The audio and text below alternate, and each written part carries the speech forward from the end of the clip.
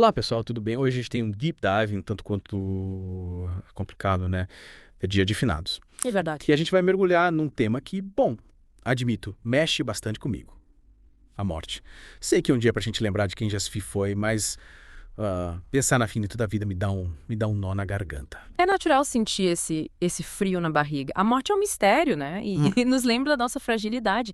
Mas se prepare, porque os textos que a gente vai explorar hoje, eles trazem um conforto, assim, surpreendente, uma nova perspectiva sobre essa grande questão.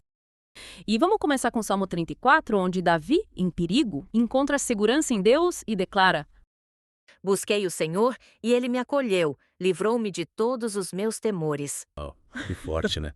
Mas me diz uma coisa, será que essa promessa de livramento, ela se aplica também ao medo da própria morte? É uma pergunta que faz a gente pensar, né? Para a gente entender, precisa do contexto. Davi escreveu esse salmo quando a vida dele estava em risco imediato. Deus o protegeu da morte física naquele momento.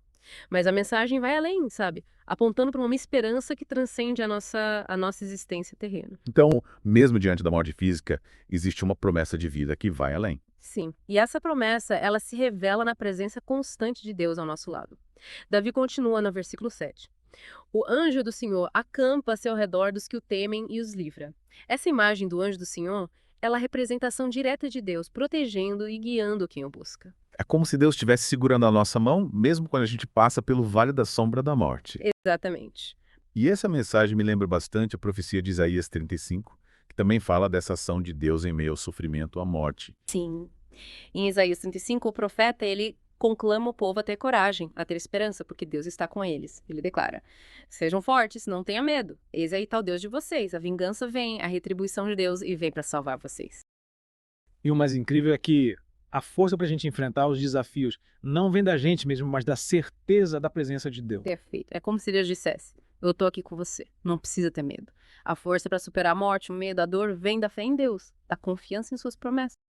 Isaías usa uma imagem poética, né, para descrever essa ação restauradora de Deus. Um deserto que floresce, um lugar árido que se transforma num oásis. Uma metáfora poderosa para a vitória sobre a morte, você não acha? Sem dúvida. É a promessa de que, mesmo em meio à aridez da morte, Deus traz vida nova, renovação e esperança. Mas como que Deus faz isso? Como ele vence a morte e nos concede vida eterna? Essa é a pergunta que nos leva ao coração da mensagem de hoje. E a resposta está na palavra de Deus. Lembra da história da criação? Deus falou e o mundo se formou, a vida surgiu. Sim, a palavra de Deus tem um poder criador, transformador.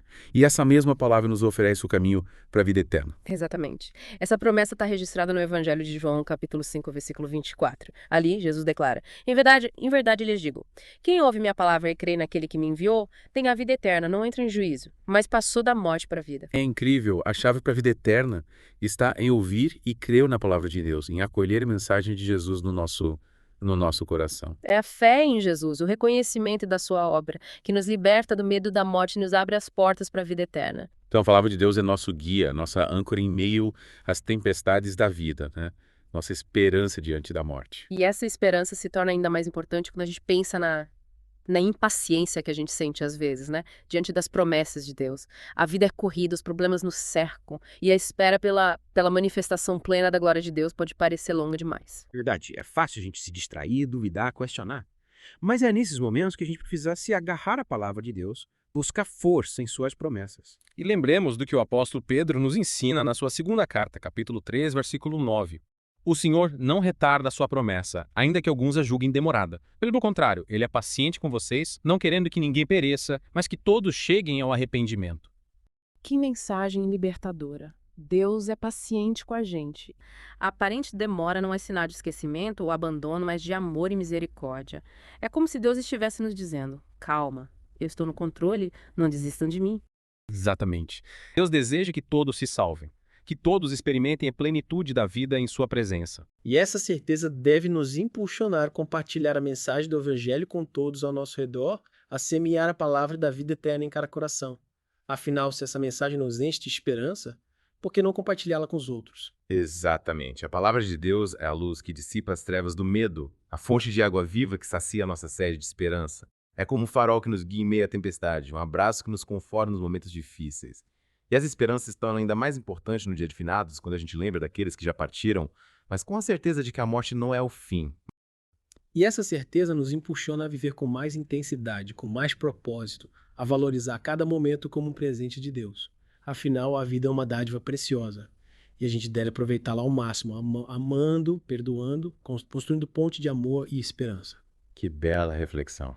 É reconfortante saber que, mesmo diante da morte, a esperança e o amor prevalecem.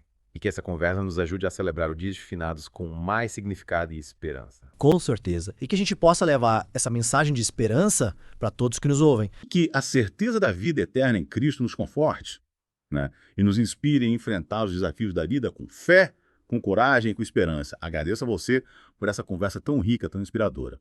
E a você que nos acompanhou até aqui, o nosso muito obrigado. Até a próxima.